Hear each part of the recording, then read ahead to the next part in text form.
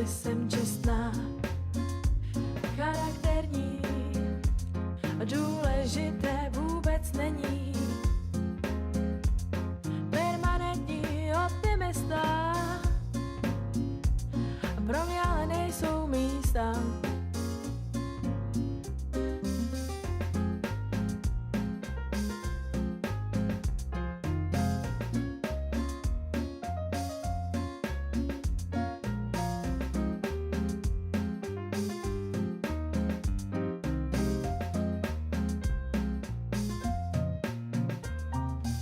Když se optám, co vám nevoní,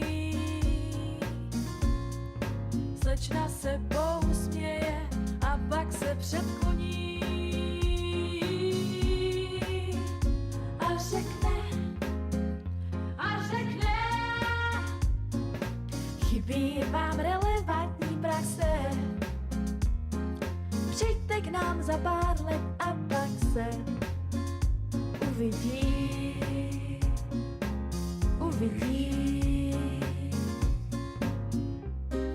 Jestli jsi proaktivní, vizionář, nic nemůžeš, praxi nemáš, loajální, kariérista, pro nás ale nejsou místa, uchazeči z budoucností nevezmou nás, je to prostě pracovitá, kreativní, jak můžu být, tak naivní, dělám na své PhD, ale kdo to ocení?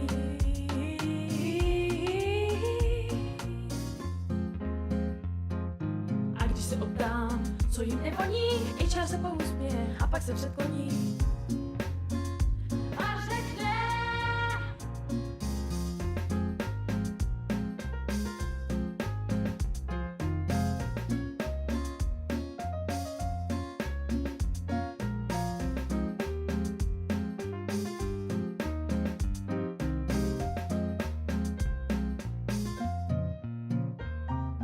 chybí vám relevantní praxe, přijďte k nám za pár let a pak se. Chybí vám relevantní praxe, přijďte k nám za pár let a pak se uvidí. Uvidí.